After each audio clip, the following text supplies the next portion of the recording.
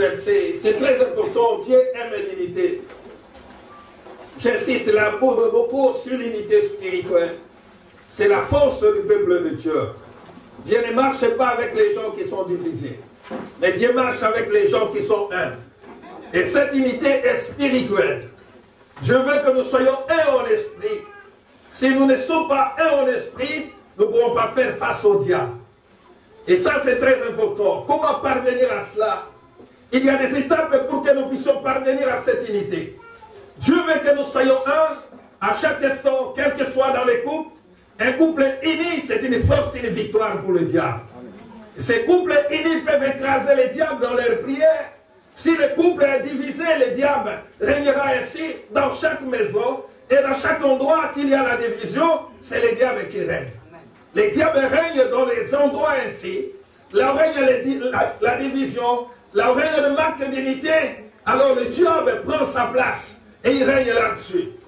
Notre objectif, c'est d'être un en esprit. Nous pouvons dire ensemble que nous prions ensemble. Seigneur, bénis-nous, est-ce que nous sommes un? Mais si nous ne sommes pas un, Dieu ne nous bénira pas. Parce que nous n'avons pas les mêmes pensées et nous n'avons pas les mêmes intérêts. Tout comme beaucoup de gens, nous pouvons dire à chaque instant, Dieu l'a dit, là où 2 ou 3 sont réunis en mon nom, je suis au milieu d'eux.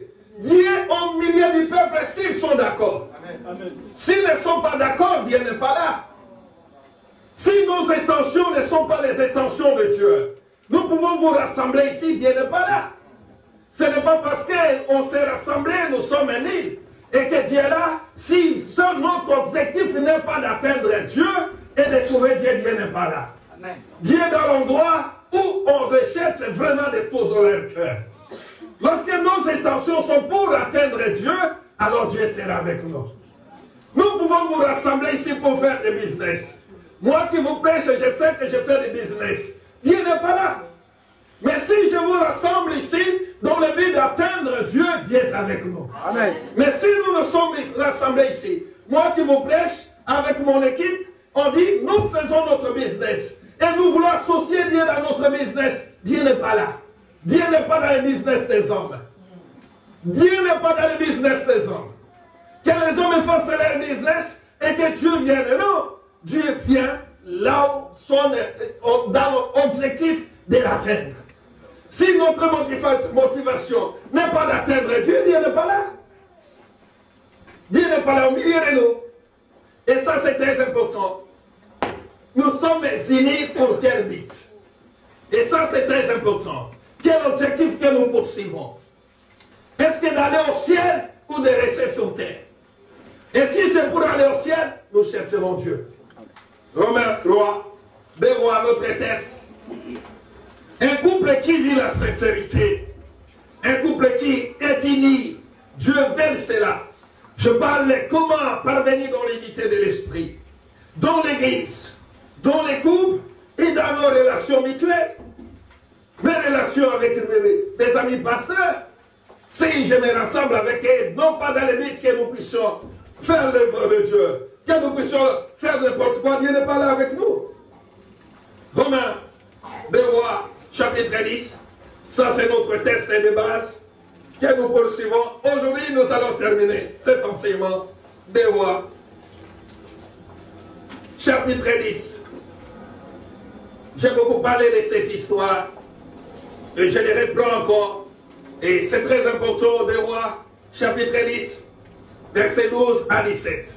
La Bible dit ainsi, je pense que tout le monde est là. Bérois, chapitre 10, versets 12 à 17. La Bible dit ainsi, puis s'élevant, ça c'est Jésus. Il partit pour aller à Samarie, arrivé à la maison des réunions de bergers sur le chemin. Je trouva les frères d'Acasia. Roi de Juda, il lui dit, qui êtes-vous? Il répondit, nous sommes les frères d'Acasia. Et nous descendons pour saluer les fils du roi et les fils de la reine. Jésus saisissait les vivants. Il les saisit les vivants, ils les égorgèrent au nombre de 42. À la citerne de la montagne de la Réunion, je ne laissa échapper aucun. Jésus est à partir de là il rencontra Jonadab, fils de Récab, qui venait devant lui et les salua. Il lui dit, ton cœur est-il sincère, comme mon cœur envers les siens? Regarde celui qui est à côté de toi. Si ta femme est à côté de toi, dis-lui ton cœur est-il sincère, comme mon cœur vis-à-vis des siens? Regarde ta femme. Et les maris qui sont à l'église, même ceux qui me suivent à la télévision, regarde ta femme, dis-lui la question, pose-lui la question, ton cœur est-il sincère, comme mon cœur vis-à-vis des siens? Alors la réponse qu'il te donnera, c'est ce que nous allons poursuivre. Et Jonadab répondit, il est. Voilà la réponse, il a confirmé. Jonadab répondit, il est. Il répliqua, donne-moi ta main. Voilà la main d'association. Jonadab lui donna la main, et voilà, je vais lui faire confiance.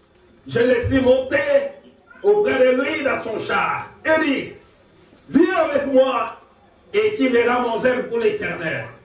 Il l'amena ainsi dans son char. Lorsque je fis arriver à Samarie, il frappa tous ceux qui restaient d'Akab à Samarie. Il les détruisit entièrement, selon la parole que l'Éternel avait dite à Élie. Nous voyons ici l'histoire de cet homme, je vous ai parlé la fois passée, que cet homme de Jéhovah avait une mission spéciale. Que Dieu avait donné à cet homme une mission spéciale. Cette mission, c'est de détruire la famille d'Akab et d'amener la repentance en Israël. Cet homme avait une prophétie directe de la part de Dieu. Avant qu'Élie puisse être enlevé, Dieu avait parlé à Élie. Il lui a dit ainsi, va oindre Hazaël, roi de Syrie. Et va oindre Élisée à ta place, et Jéhu comme roi d'Israël. Dans le but que celui qui échappera dans le pays d'Élie, Élisée, Jéhu le fera mourir. Et celui qui échappera dans le pays de Jéhu, Hazaël le fera mourir. Donc Dieu avait une mission à accomplir. Et voilà, le temps est arrivé pour cet homme d'accomplir sa mission. Et pendant qu'il allait dans sa mission, il poursuivait sa mission et il rencontra des gens. Si tu as une mission que Dieu t'a appelée, il faut que tu saches qui tu dois t'associer. On ne s'associe pas avec n'importe qui.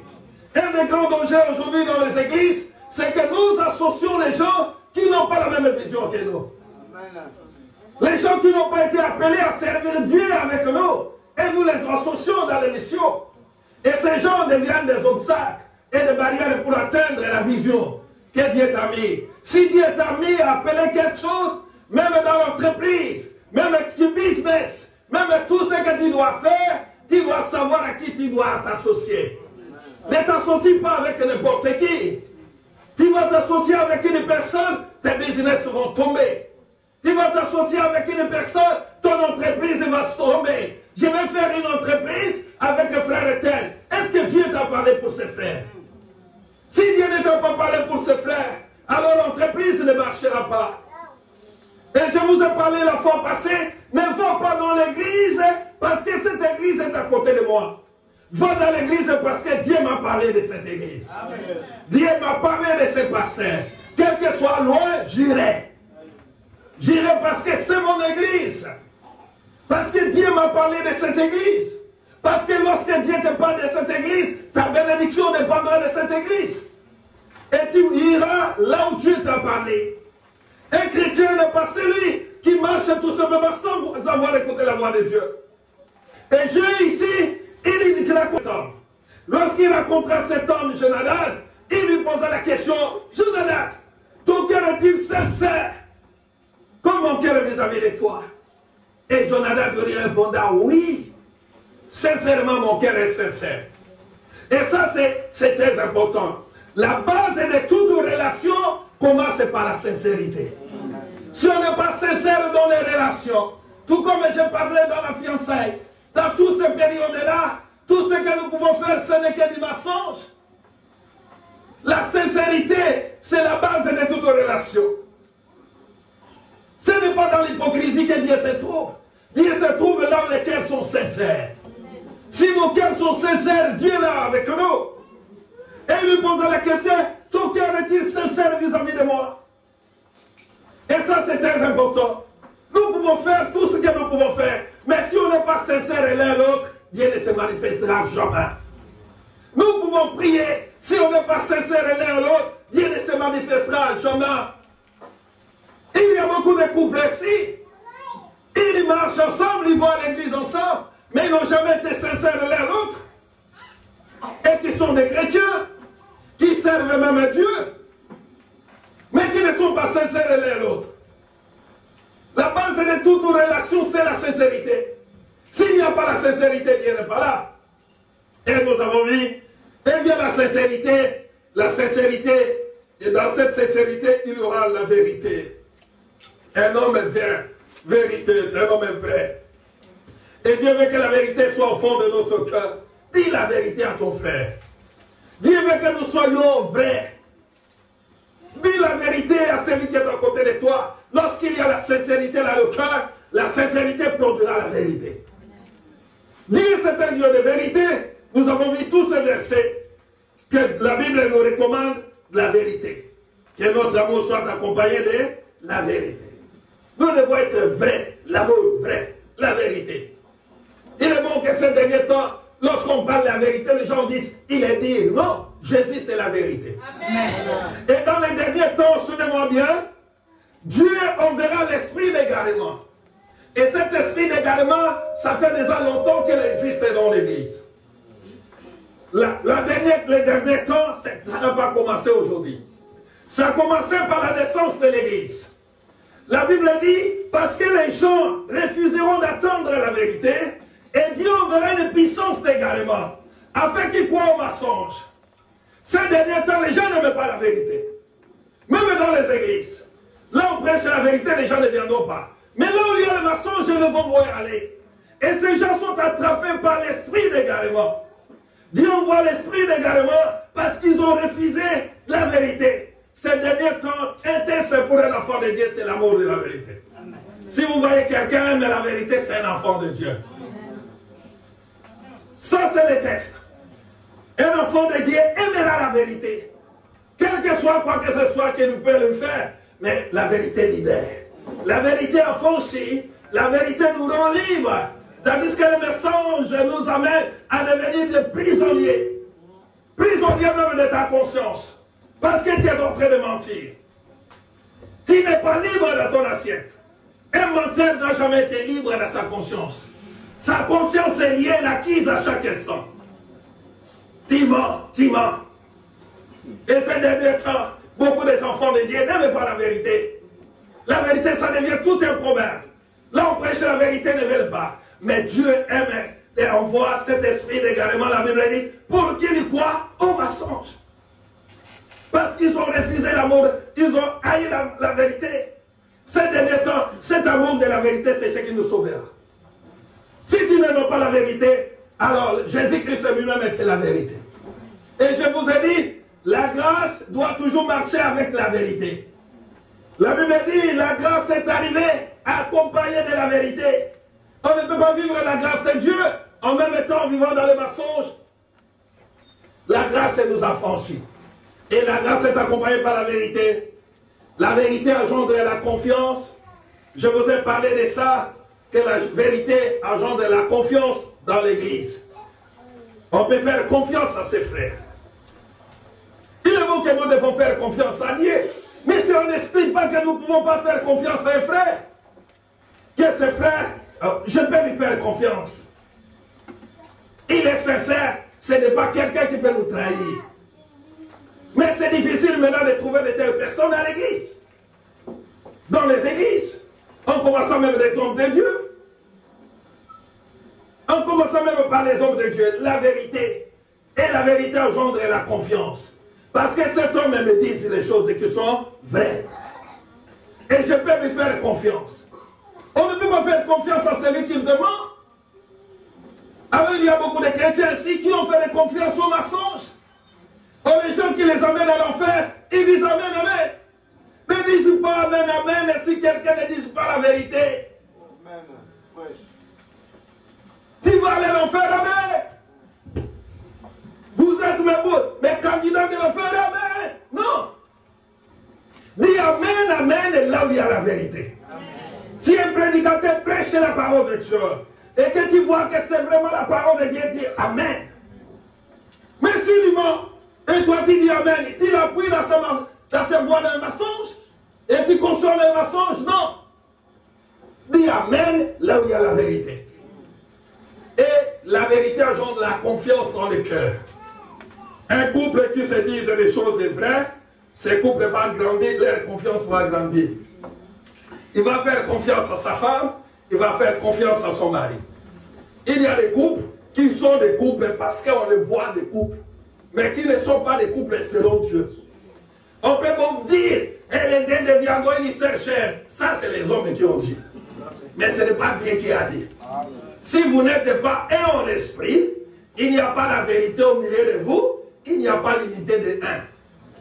Ce n'est pas parce que vous marchez ensemble que la mère... Non, ça, c'est du mensonge. C'est du mensonge, frère. C'est du mensonge. Oh, je marche ensemble avec mon mari. Est-ce que toi, avec ton mari, vous disiez la vérité l'un et l'autre? Si ton mari ne sait pas même ce que tu fais, et la femme ne sait pas ce que son mari fait, mais vous n'êtes pas un, mais vous priez dans quelles intentions? Même pour l'éducation des enfants, vous devez avoir les mêmes idées pour éduquer les enfants. Amen. On ne fait pas les enfants au monde uniquement qu'on puisse faire 8 enfants 1000, non? Nous faisons les enfants avec ma femme, on ayant la même idée pour l'éducation de ses enfants. Mais si l'éducation n'est pas ici, qu'est-ce que les enfants deviendront? La maman parle ici, le papa parle de l'autre côté. Le papa qui blâme l'enfant, la maman qui vient intervenir. Parce que vous n'avez pas les mêmes idées. Et même dans les couples, même dans l'église. Et ça, c'est très important. Les gens qui ne se disent pas la vérité, qui ne peuvent pas parler ensemble, et qui n'ont pas la confiance l'un à l'autre. L'autre se méfie de l'autre, l'autre se méfie de l'autre. Je vous ai dit, lorsqu'il y a vraiment ce manque de confiance, il y a l'esprit de contrôle. Tu vas commencer à contrôler l'autre. Qu'est-ce qu'il parle? Tu parles avec qui? Tu discutes avec qui? Parce que tu n'as pas confiance en lui. C'est très important, non? Il y a des frères, dès que le téléphone sonne et il fouille, il va dans la chambre. Alors, comment tu crains de parler le téléphone devant ta femme? Ou devant ton mari? Tu t'accroches dans la chambre, oui. Dès que le mari arrive, tu tiens. Mais ça se passe au milieu des chrétiens. Mais pourquoi tu parles ici? Ça se passe au milieu des chrétiens. Pourquoi tu ne veux pas que ton mari écoute ta conversation? Ou ta femme? Pourquoi tu crains? Et il y a des gens comme ça, ça montre déjà que ça ne va pas. Ça ne va. Oh, mes affaires, comme je vais parler là, je ne veux pas que tu lui parles. Comment tu ne veux pas que je lui parle? Et ça manque de contrôle de ça. Et ça devient la méfiance dans le couple. Il y a des gens comme ça qui se méfient l'un de l'autre. Dieu ne nous a pas dit méfiez-vous les uns les autres. Même en relation avec les frères dans l'église, Dieu ne nous appelle pas à la méfiance, mais Dieu nous appelle à quoi? À la vigilance et la prudence. Je dois être vigilant et prudent et non me méfier d'un frère. Même s'il est dangereux, mais moi je suis prudent. Puisque je suis prudent, je ne tomberai pas dans ce piège. Puisque je suis vigilant, il ne m'attrapera pas. Et ça c'est très important. Dieu nous appelle ici à être prudent, mais pas se méfier de quelqu'un. Un homme qui se méfie de sa femme. Et la femme de son mari. Et nous avons vu, le troisième point, quatrième, c'est l'opinion. Dieu veut que nous puissions avoir une opinion modeste. Quelqu'un avoir une haute opinion de lui. Il va écraser sa femme. Il va écraser les autres. Même dans l'église. Ce n'est pas parce que tu es leader que tu dois écraser les autres. Non. Un leader n'écrase pas les autres. Mais il élève les autres pour marcher avec eux. Un leader n'écrase pas les autres. Il est là pour élever les autres. Un leader n'écrase pas les autres. Et si vous voyez quelqu'un à l'esprit d'écraser les autres, alors il est dangereux. Il est de haut trèfle. De haut trèfle met tout le place que lui. L'esprit est de haut trèfle. Il y a beaucoup qui ont ça dans l'église. Il devient le centre du monde.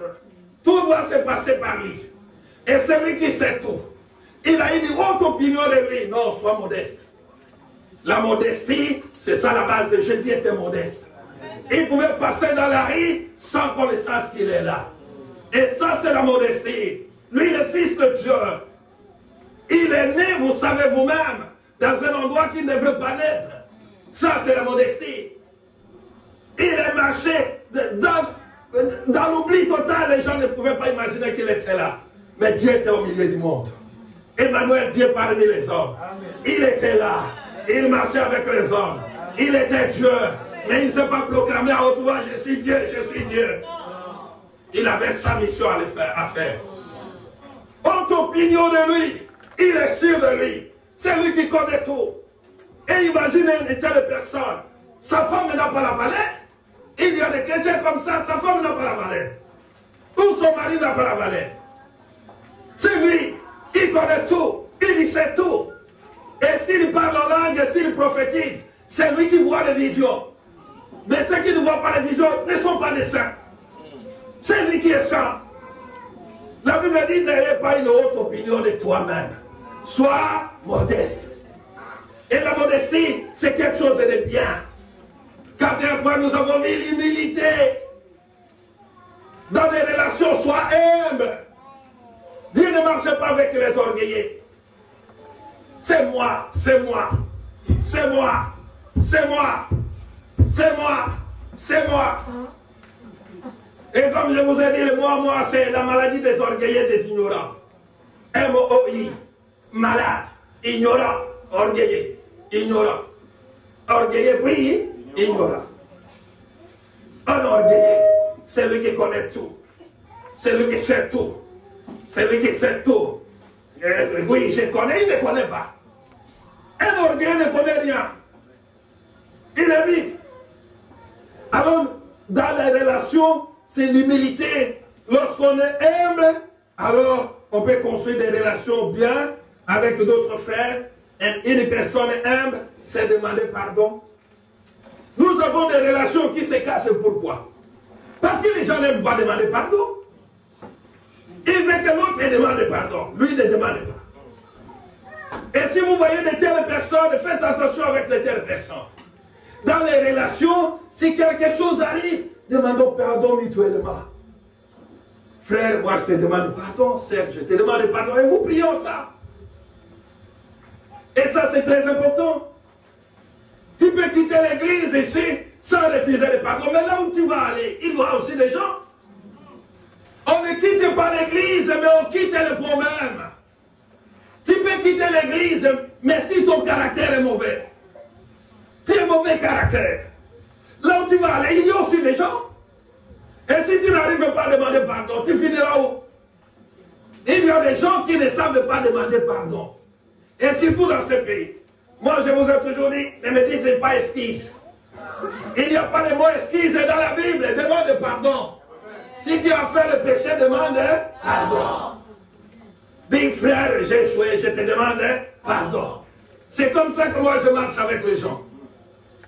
Les gens qui sont avec moi, ils savent. Moi, je suis très facile de se comme si tu te demandes pardon, je passe. Oh, le pasteur m'a demandé pardon, alléluia. Quel est mon point? Est-ce que c'est le point faible?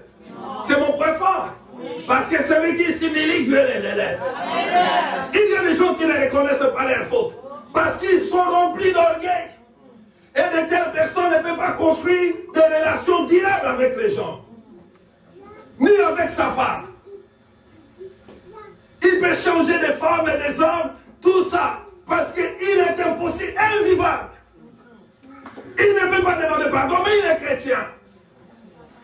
Et il commence à dire, ne jugez pas ma vie. Dieu lui-même, il m'a appelé, je suis un. Dieu t'a oui, mais ton caractère est difficile.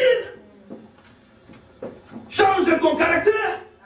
Lorsque tu vas t'occuper de ton caractère, le reste viendra après. Mais si ton caractère est difficile, tu n'arrives jamais à reconnaître tes torts. C'est toi qui as raison. Les autres ont toujours tort. Ils ont toujours raison. Et nous, on a tort. Et nous, on demande chaque jour le pardon. Nous, on demande chaque jour le pardon. Nous, on demande chaque jour le pardon. C'est dans cette église que j'ai raconté un enfant que j'ai souffert avec. Et un jour, Dieu me dit que je parle avec elle. Je me suis dit ouvertement, moi je te demande pardon. Il me dit, moi je ne peux pas te demander pardon parce qu'on est égaux. Il m'a dit ouvertement, on est égaux. Si même si tu es pasteur, il ne m'a pas demandé pardon. Jusqu'à ce que cet enfant a quitté l'église n'a jamais demandé pardon. Jamais. Je me suis dit, c'est gars. Et les nombreux sont au milieu de vous et ceux qui me regardent à la télé. Au milieu de vous, il y a des gens comme ça qui ne demandent jamais pardon. Même s'il fait du mal, il ne demande jamais pardon. Quelqu'un qui a demandé sincèrement le pardon, il va changer. Parce qu'il a compris que j'ai mal agi. Je vais rectifier ça. Mais celui qui ne demande pas pardon, il ne changera jamais. Parce qu'il se voit toujours qu'il est dans la bonne voie. Il marche bien. Il marche bien. Mais qu'est-ce qu'il va demander encore pardon? Et si vous avez un pasteur comme ça, c'est dangereux. Il va vous amener tout droit à l'enfer. Et ce péché, ils disent, je suis loin de Dieu. Ne touche pas loin de Dieu. Oui, nous ne refusons pas que tu es loin de Dieu. Mais ton caractère est mauvais. Change ton caractère. Commence à demander pardon. Or, si je demande pardon, alors on va m'humilier, ma réputation, mon autorité sera bafouée. Non, tu vas encore élever ton autorité. Parce que les gens verront toi que tu es un homme de Dieu. Et que tu es un enfant de Dieu. N'oublie jamais que Dieu n'a pas besoin de ce que nous lui servons, mais Dieu a besoin plus de ma relation avec lui. Que les services que je peux lui rendre. Car Dieu peut prendre toute personne et les servir. Mais Dieu a besoin avant tout de ta relation personnelle avec lui. Le travail que tu fais, Dieu est capable de prendre même le poulet et le faire. Et beaucoup de gens sont passés à côté à cause de ça. À cause du service, en oubliant la relation d'un père avec le fils. La relation d'un père avec le fils est plus importante dans les choses de Dieu que les relations de maître et serviteur. Dieu n'a pas besoin tout simplement de ta relation avec lui, de maître et serviteur. Mais la relation avec lui doit être de père et fils. Et l'enfant et son père dans la maison. Et beaucoup de serviteurs ont passé à côté à cause de ça. Parce qu'ils ont reçu l'option, ils ont dit oui, j'ai fait tomber les gens,